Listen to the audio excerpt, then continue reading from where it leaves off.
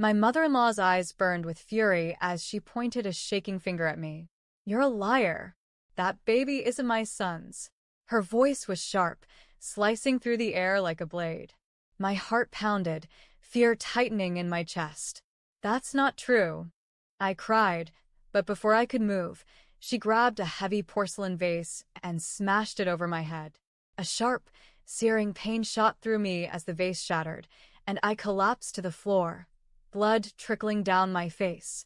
My vision blurred, but before everything went dark, the door suddenly burst open. My husband stepped inside. And what happened next was even more terrifying. My name is Lillian Hayes, and I am 30 years old. I live with my husband, Zachary Hayes, in a beautiful house in Willow Creek, a peaceful suburban neighborhood.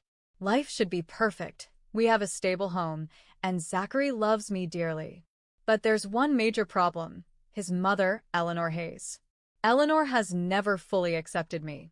She tolerates me because Zachary loves me, but her eyes always carry a hint of disapproval and superiority. She believes I am not good enough for her son, though she never says it outright. Instead, she delivers her judgment through subtle remarks, sharp glances, and forced smiles. Yet, despite her presence, Zachary and I have built a strong marriage. And now, I carry a secret, a beautiful secret that I am about to share with him. That evening, I busied myself in the kitchen, my heart racing with excitement. Tonight was special. I had planned a perfect dinner: Zachary's favorite roast lamb, garlic mashed potatoes, and a fresh salad. On any other night, I would have been exhausted, but tonight, I moved with a different kind of energy. Because tonight, I was going to tell my husband he was going to be a father. I placed the last dish on the table and glanced at the small, gift-wrapped box beside Zachary's plate. Inside, I had placed a tiny pair of white baby shoes with a handwritten note. "Daddy, I can't wait to meet you." Just as I finished setting the table, I heard the front door open. "I'm home," Zachary called out. I smiled and wiped my hands on my apron, my nerves tingling with anticipation. Perfect timing. Dinner is ready. But before Zachary could step into the dining room, another voice interrupted. "I hope I'm not intruding." I froze for a second. "Eleanor." I turned to see my mother-in-law standing in the doorway, dressed in her usual elegant attire, her cold blue eyes scanning the dining setup. She looked unimpressed as always. Zachary sighed. "Mom, I thought you weren't coming over tonight." Eleanor lifted an eyebrow. "I was nearby, so I thought I'd drop by." She stepped inside as if she owned the place, taking a seat at the table without waiting for an invitation. Besides, I wouldn't want to miss a family dinner. I clenched my fists beneath the table. Tonight was supposed to be about Zachary and me. But now, Eleanor had inserted herself into the moment, just like she always did. I took a deep breath and forced a polite smile. Nothing would ruin tonight. As we started eating, I could barely focus on the food. My heart pounded in my chest as I watched Zachary cut into his meal, completely unaware of the surprise waiting for him. Halfway through dinner, I cleared my throat. "Actually, I have something important to share." Zachary set down his fork and looked at me, curious. "What is it?" I reached for the small gift box and slid it toward him. "Open it." Zachary frowned in confusion, but picked it up. Eleanor, who had been sipping her wine, raised an eyebrow but remained silent. Zachary carefully unwrapped the box. The moment he saw the tiny baby shoes, his eyes widened. He lifted them slowly, staring at them in disbelief. Then he noticed the note. "Daddy, I can't wait to meet you." He looked at me, his mouth slightly open. "Lillian, are you saying?" I smiled through the tears in my eyes. "Yes. I'm pregnant." For a moment, Zachary was completely still. Then, his face lit up with joy. He jumped from his chair, wrapping his arms around me. "Oh my God, we're going to have a baby?" I laughed, nodding. "Yes." Eleanor, however, remained seated. Her expression was unreadable, her fingers lightly tapping her wine glass. Finally, she spoke. "Well, that is unexpected." My smile faltered slightly. Unexpected? That was not the reaction I was hoping for. But then, To my relief, Eleanor forced a small smile. "Congratulations," she said. "This is good news." I let out a breath, relaxing. For once, she wasn't making things difficult. Eleanor continued, "A Hayes baby, finally. Our family has always carried strong bloodlines. We must ensure the child is raised properly, with the right values and traditions." I should have known. She didn't see this as a joyful moment. She saw it as an opportunity for control. But I wouldn't let her take this moment from me. As Zachary excitedly asked about doctor's visits and baby names, I allowed myself to bask in the warmth of his happiness. This was our moment, and nothing would take that away. The first few weeks after announcing my pregnancy were filled with excitement and joy. Zachary was incredibly supportive, attending every doctor's appointment with me and fussing over my health. Even Eleanor, to my surprise, seemed pleasant in the beginning. She would call occasionally, asking about my diet and how I was feeling, though her tone always carried a hint of superiority, like she was overseeing my pregnancy rather than celebrating it. At least she wasn't openly hostile. But soon, I started noticing a shift. Eleanor's interest in my pregnancy wasn't as innocent as it seemed. She started asking about our finances, slipping in comments about how expensive raising a child would be and how a responsible mother should be financially prepared. At first, I brushed it off as her usual controlling nature, but deep down, I knew something was coming. And then one evening it did. It was a quiet evening at home. Zachary had just stepped into the shower, and I was curled up on the couch with a book when my phone buzzed. "Eleanor." I hesitated before answering. "Hello, Lillian. I need to speak with you." Her tone was polite, but something in it felt calculated. "All right. I need you to come over tomorrow. It's important." I frowned. Eleanor never invited me anywhere. She summoned people. "What's this about?" I asked cautiously. Eleanor sighed, as if I was frustrating her. "I'd rather discuss it in person. But let's just say it concerns the family's future. And since you're part of this family now, it's time for you to step up." I didn't like the sound of that, but against my better judgment, I agreed.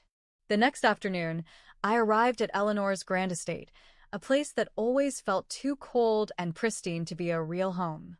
Eleanor was waiting in the sitting room, dressed immaculately as always, a cup of tea in hand. She gestured for me to sit across from her. "I appreciate you coming, Lillian," she said, her voice smooth. I forced a polite smile. "Of course. What's this about?" Eleanor set her cup down and folded her hands neatly on her lap. "I won't waste time. I need $50,000. My stomach dropped. "Excuse me?" She sighed, as if explaining something to a child. "Zachary's business is struggling. There's a debt that needs to be cleared immediately, and as his wife, I expect you to contribute." I stared at her, completely taken aback. I had no idea Zachary was having financial troubles. Why hasn't he mentioned it? Eleanor waved a dismissive hand. "Because he's a man, and men don't like admitting these things. But trust me, this is serious. If the debt isn't cleared, it could affect our family's reputation." I shook my head. Even if that's true, my personal savings are for my future, for my baby. I can't just hand over $50,000. Eleanor's expression darkened. "I don't think you understand. This isn't about your future. This is about the Hayes family. You married into this family, which means our problems are your problems." I clenched my fists. "I won't do it. I'm sorry." Eleanor's lips pressed into a thin line. "You're making a mistake, Lillian. A very big mistake." I stood up. "If Zachary needs help, he can come to me himself. But I am not handing over that money just because you demand it." I turned to leave, but Eleanor's next words froze me in place. Her voice was calm, yet chilling. "It's quite strange, isn't it? A woman who refuses to help her husband financially, almost as if she doesn't truly care about him." I turned back to her, eyes narrowed. "What are you trying to say?" Eleanor tilted her head, her expression unreadable. "I'm just saying that if you truly love Zachary, you wouldn't hesitate to help him. Unless, of course, you have something to hide." I clenched my jaw. "I have nothing to hide." Eleanor's smirk deepened. "I certainly hope so. It would be terrible if Zachary started questioning things. Like, for example, whether this baby is really his. A wave of cold shock ran through me. How dare you? I whispered. Eleanor shrugged. All I'm saying is, a woman who isn't loyal in her finances might not be loyal in other ways, either. I felt sick. This had nothing to do with money. Eleanor wanted to control me, and if she couldn't do that financially, she would do it by attacking my character, my marriage, my family. I stepped closer, my voice shaking with fury. You can say whatever you want, Eleanor, but I know the truth. And so does Zachary. She raised an eyebrow. Do you really think that? I stormed out of the house, my hands trembling. That evening, I sat in our bedroom, still reeling from the conversation. When Zachary walked in, his face softened immediately. You okay? He asked. I took a deep breath. Your mother asked me for $50,000 today. Zachary's expression hardened. What? She said your business is in trouble. Is that true? Zachary exhaled, rubbing his temples. I've had some setbacks, but it's not as bad as she makes it sound. And I sure as hell didn't ask her to come after you for money. I nodded. Well, she didn't take it well when I refused. She said. I swallowed. She said that if I truly loved you, I would help you. And if I wasn't willing to help, maybe this baby isn't even yours. Zachary froze, his eyes widening in shock. What? His voice was low, dangerous. I looked down. She's trying to turn you against me. Zachary's jaw clenched, and then, to my relief, he walked over, kneeling in front of me. Lillian, listen to me. I don't believe a damn word of what she says. I know you. I know this is our baby. Tears welled in my eyes. I was so scared you might. Never. His voice was firm. And I'll tell her to back off. This ends now. That night, I should have felt relieved. Zachary believed me. He stood by me. But I couldn't shake the feeling that Eleanor wouldn't let this go. She had already planted a seed, and even though Zachary had rejected her lies, I knew she wasn't done.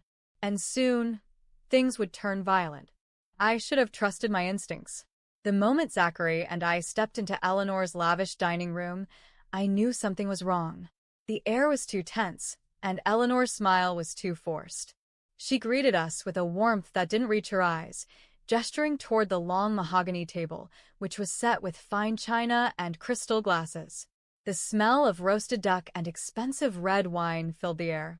I'm so glad you both came, she said, her voice silkier than usual. Zachary pulled out a chair for me, and I sat down cautiously. I knew this wasn't just a simple family dinner. This was a trap. We ate in near silence, aside from Eleanor's occasional small talk, fake pleasantries meant to disarm us. Then, as dessert was served, she finally spoke the words I had been dreading. Lillian, she said smoothly, setting down her wine glass. I'd like to revisit our little conversation from the other day. I gripped my fork tighter. Which conversation? The one where you refused to support your husband? Her tone darkened slightly. $50,000 isn't much in the grand scheme of things, dear. Surely, you must see how selfish you're being. I took a deep breath. Eleanor, I told you before, I'm not giving you the money. Eleanor's smile dropped. Think carefully before you answer me, Lillian. I met her gaze. I already have. Her fingers tightened around her wine glass, her knuckles going white. So, that's your final answer? Yes. She let out a long, disappointed sigh. Then, she leaned back in her chair, studying me for a moment before delivering her next blow. Well, she said coldly, I suppose I shouldn't be surprised. A woman who isn't loyal financially probably isn't loyal in other ways either. My stomach twisted. I knew where this was going. Zachary tensed beside me. Mom, he warned. Eleanor ignored him, her eyes locked on mine. Tell me, Lillian, are you absolutely sure this baby is my son's? A chill ran down my spine. The pure malice in her voice was undeniable. I felt my breath hitch, but I forced myself to speak. How dare you? I whispered. Eleanor tilted her head. It's just a question. I slammed my fork down. No, it's not. It's an accusation. Her smirk deepened. Well, it's a little suspicious, don't you think? A wife who won't support her husband financially? Perhaps because she knows she's not really carrying his child. Zachary shot to his feet, his chair scraping against the floor. That's enough, Mom. Eleanor's expression flickered with brief surprise. Zachary, darling, I'm just looking out for you. No, you're not, he snapped. You're trying to destroy my marriage. My heart swelled with relief. He believed me. But Eleanor wasn't finished. Her face twisted in fury as she pointed at me. She's lying to you, Zachary. She refuses to support you, and now she's manipulating you into raising another man's child. Zachary's fists clenched. You've lost your damn mind. He started to step toward me, but before he could reach my side, it happened. Eleanor snapped. With blazing fury, she grabbed a heavy porcelain vase from the centerpiece. Before I could even react, she swung it straight at me. Crack. The shattering impact sent a blinding jolt of pain through my skull. I heard the glass breaking, felt the warm trickle of blood running down my forehead, and then the room tilted violently. My vision blurred as I collapsed to the ground, gasping. The room spun around me, and I dimly heard Zachary's shout of pure rage. I tried to move, but everything felt heavy. The pain was overwhelming, and my head throbbed mercilessly.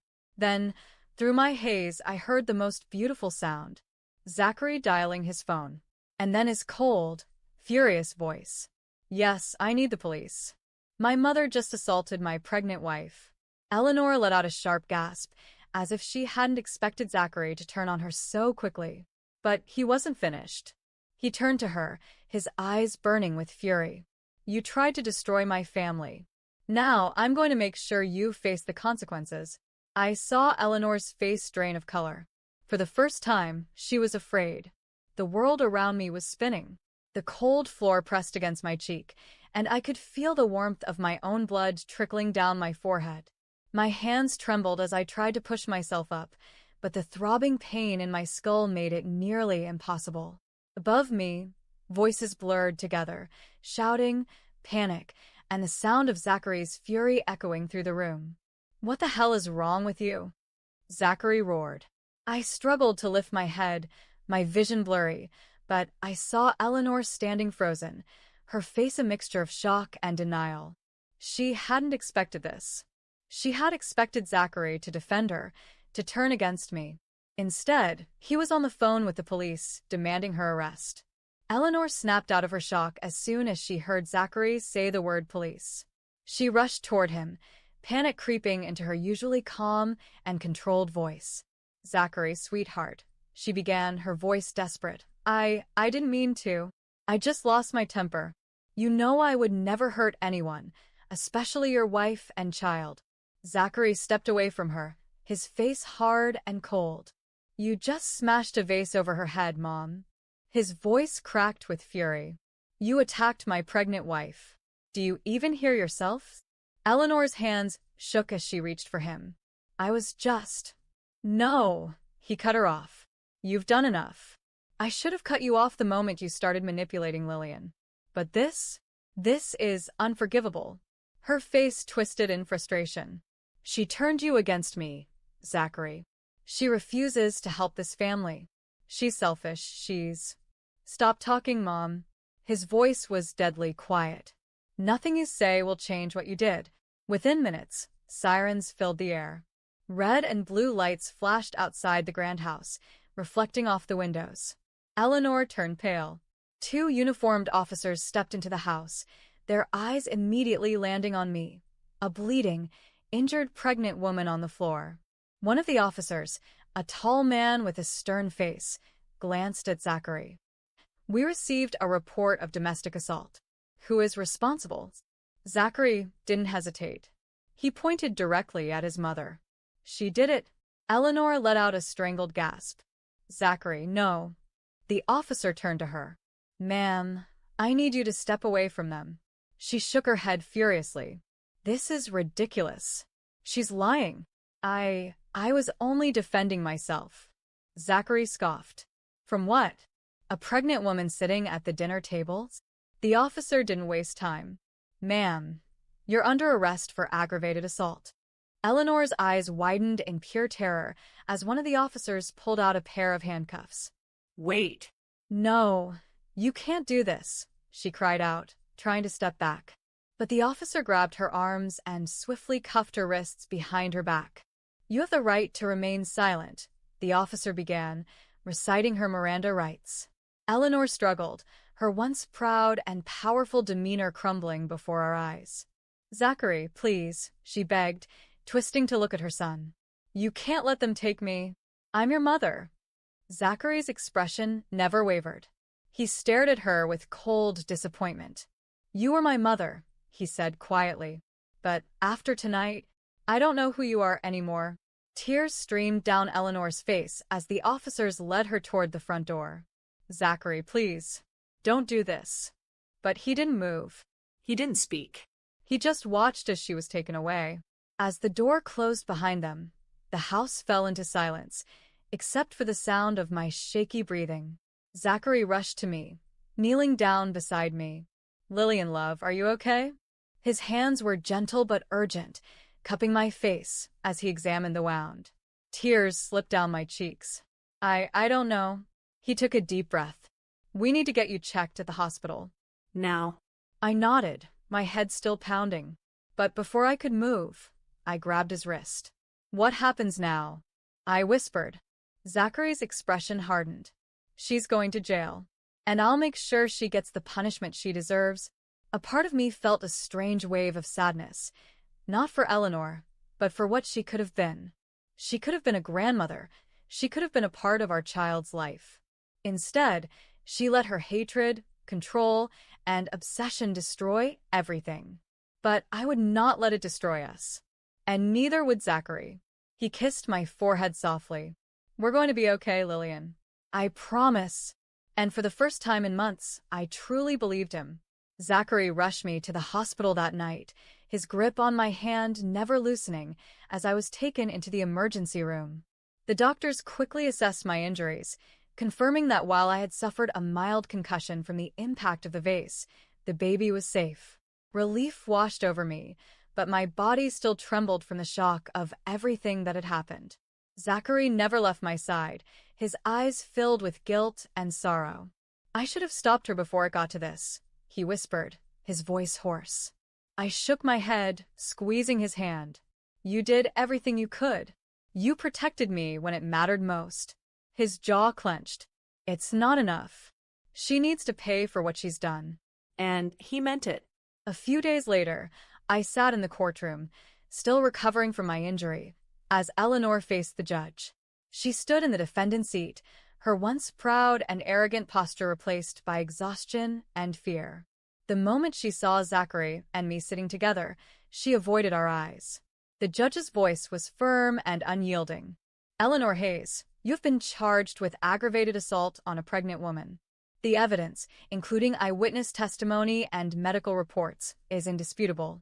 You have caused physical harm and emotional distress to your own daughter-in-law. Eleanor stiffened, her hands trembling at her sides.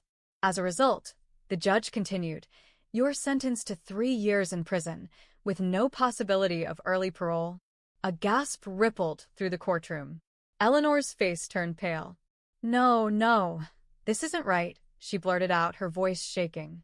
I didn't mean to, Zachary, please. You can't let them do this. For the first time, Zachary finally spoke. His voice was cold, emotionless. I already did. Eleanor's knees nearly buckled. Her lips quivered as she realized the truth. Zachary wasn't going to save her. The judge's final verdict was given, and within moments, officers approached Eleanor, placing handcuffs around her wrists. She turned toward us one last time, her eyes pleading. But there was nothing left to say. She was escorted out of the courtroom, her once grand life reduced to nothing. And with that, Eleanor Hayes was gone from our lives forever. 6 months later, everything had changed. The house, once filled with Eleanor's toxic presence, felt warm and safe again. Zachary and I had spent months rebuilding our life, healing from the past and preparing for the biggest moment of our lives. And finally, that moment arrived. One evening, my contractions started, and Zachary rushed me to the hospital. Hours later, through exhaustion, pain, and tears of joy, our daughter was born. A beautiful, healthy baby girl. Zachary held her gently, his eyes glistening with emotion. "She's perfect," he whispered, his voice shaking. I smiled, my heart swelling. "She is." We had already chosen her name weeks before, Elena Hope Hayes. Elena, a name that symbolized rebirth, strength, and a fresh start. And hope, because despite everything, we had made it through. A few weeks later, as I sat on our front porch cradling Elena in my arms, I watched as Zachary tended to the garden, something he had taken up as a way to create something new and beautiful in our home. I breathed in the fresh air, feeling lighter than I had in years.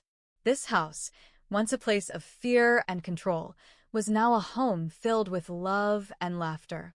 Zachary sat beside me, wrapping an arm around my shoulders as we both looked down at our sleeping daughter.